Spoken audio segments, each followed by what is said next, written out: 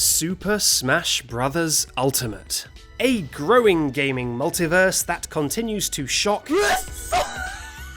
and delight fans worldwide with incredible crossovers that defy all precedent and logic. Wow! Cool! That's the best thing I've ever seen. Okay, well that was fun for a moment, but let's be real.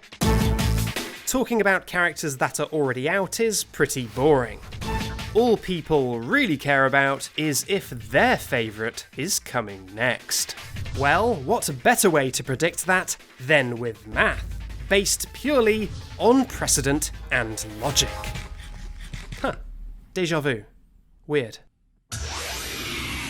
Well, that's where I come in. So let's go through the top 25 most requested fighters for Fighters Pass 2 and find out together which of the world's most popular picks are still mathematically likely to secure a spot. And while we're at it, let's break a few hearts and see which characters have fallen from mass favour and are therefore, mathematically speaking, removed from contention to appear in Smash Bros. Ultimate.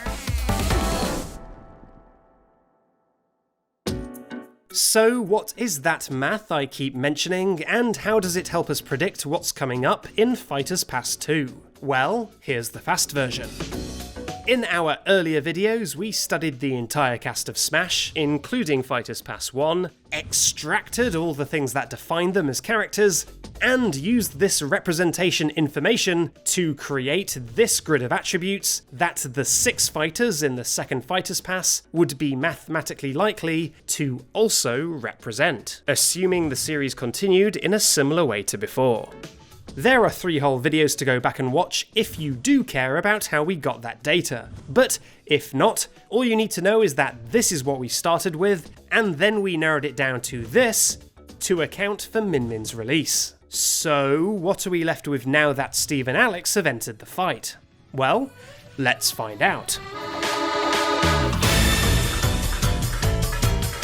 First, the Minecraft crew are from a new series, that being, well, Minecraft, and that series is currently owned and published by Microsoft.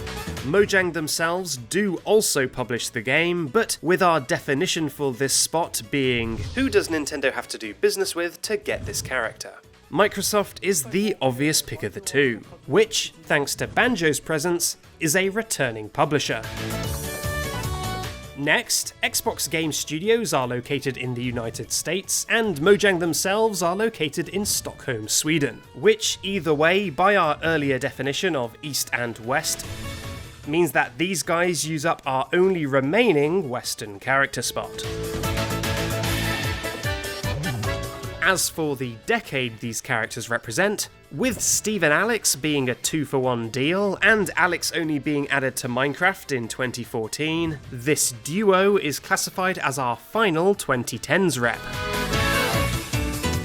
Next, when it comes to gender representation, this is a pretty clean-cut both rep, with Steve and Alex sharing the spotlight equally, and the pair being gendered by Sakurai himself as a male and female. Finally, our only potential sticking point, the genre. In our results, there were originally 2 mystery spots, with no one genre being able to lay claim to them. Previously, I attempted to Frankenstein a new genre together to explain this numerical black hole, but now it's all so clear to me, I was going about it all wrong. Instead, we should be embracing the ambiguity and treating this spot as the mathematical no man's land it really is, where any genre is possible. This way of doing it also gives us the option of instead using the leftover genres as some delicious mathematical seasoning to our platformer and RPG spots. With all that done, here is our new grid showing the character attributes that the next 4 fighters are most mathematically likely to represent. So now that you know the totally infallible math and have also liked this video and subscribed to the channel, Let's apply these findings to the top 25 most requested Smash Bros. Fighters, removing Steve and Alex from the results of course, and see who is, and who isn't, still in the running. Right then, let the bloodbath begin. First up, let's cover numbers 25 to 11 just to warm ourselves up a bit for the carnage to come. Starting with number 25, Paper Mario. Being Mario, he's just about the safest Smash pick ever, so is he really math certified, or tragically, math nerdified? We are off to a great start, and Paper Mario passes with flying colours. The only potential wrinkle being his first appearance in the 2000s, but being a reinterpretation of an 80s gaming mascot, he comfortably fits the dual 2000s and 80s representation requirement that the math demands.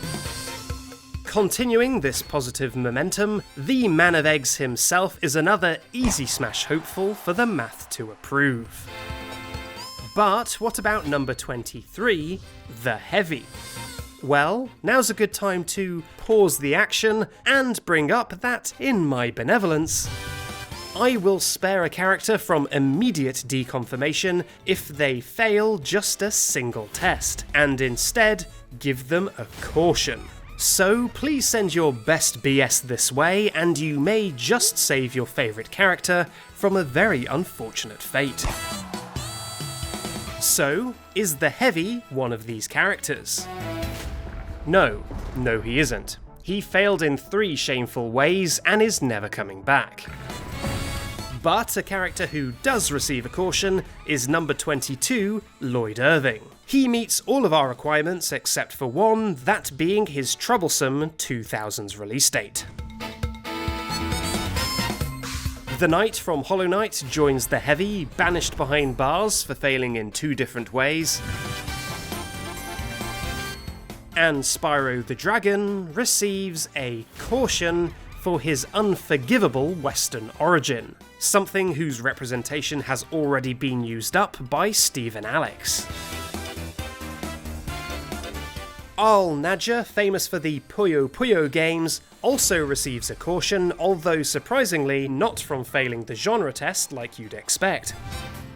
No, rather the issue is her being a purely female character, which only had a single mathematically mandated spot that Min Min has already gobbled up.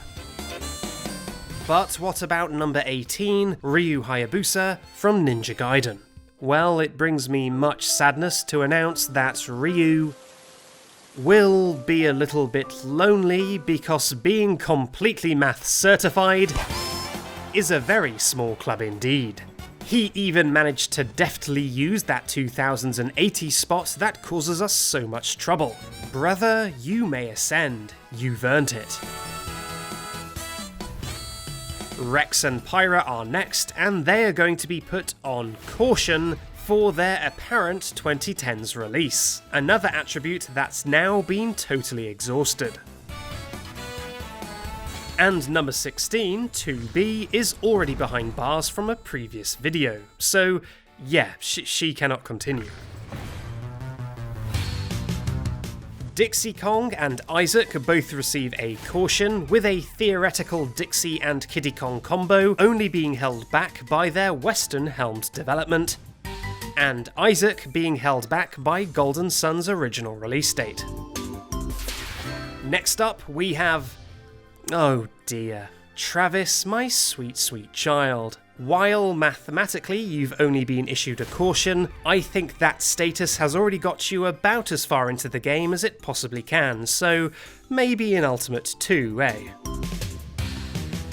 The 12th most requested character and the most requested half genie, Shantae will have plenty of time to practice being an elephant or something as she spends the rest of her life behind our banishment bars.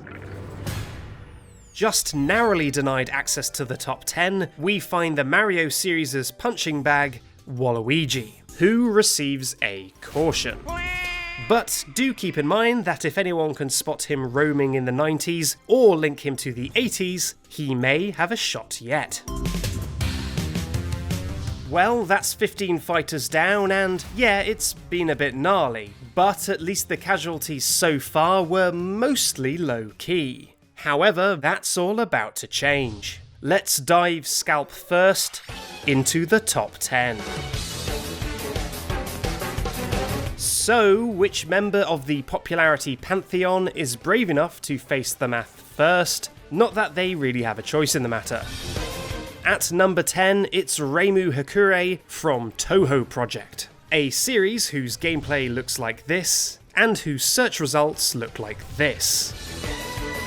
Reimu herself is described on the Touhou wiki as a character defined by her desires, such as the desire to be wanted. So it is a real shame to banish her to where she can never be wanted again.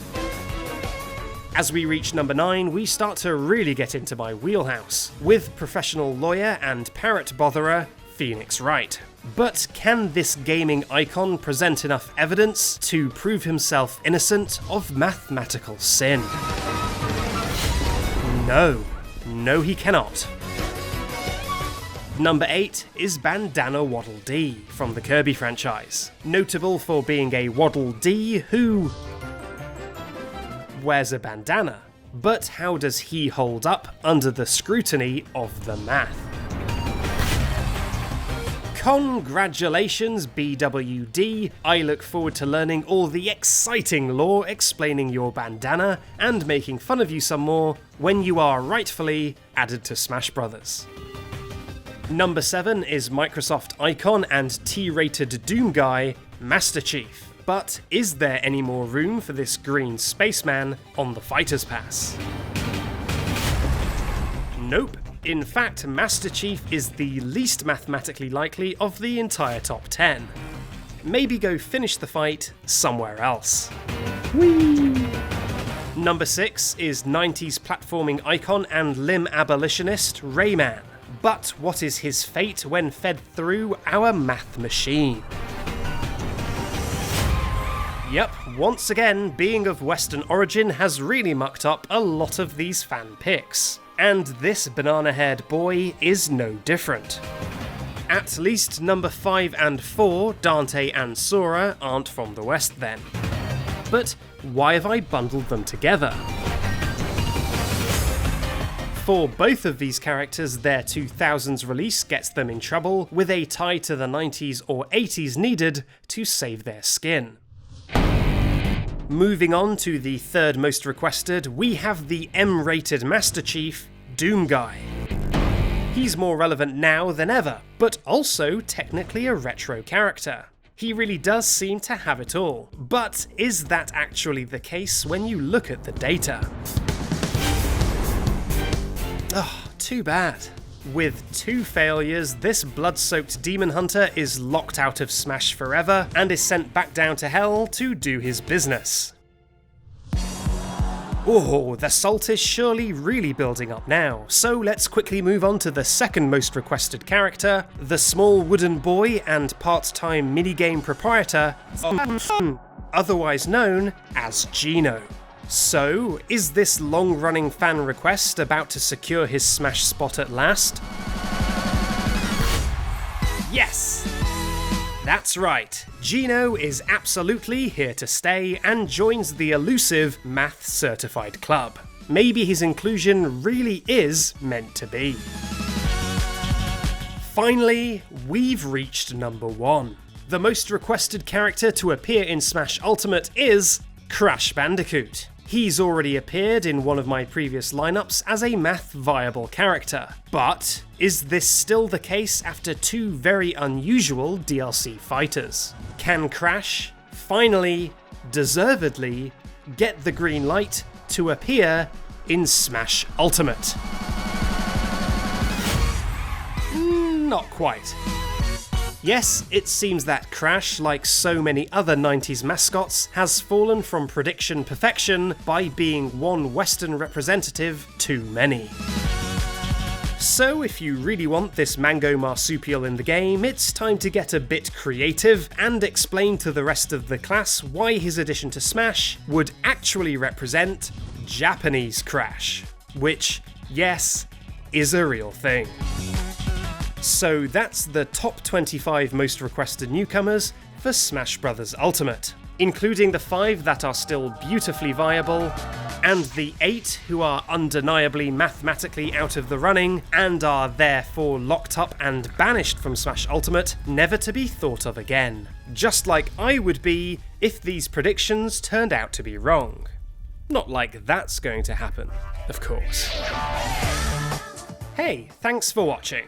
Special shoutouts this time go to all these people who correctly predicted Steve and Alex in my Twitter mentions before the announcement. Well done, you clever sausages. As always, subscribe to the channel if you're cool, and I'll see you next time.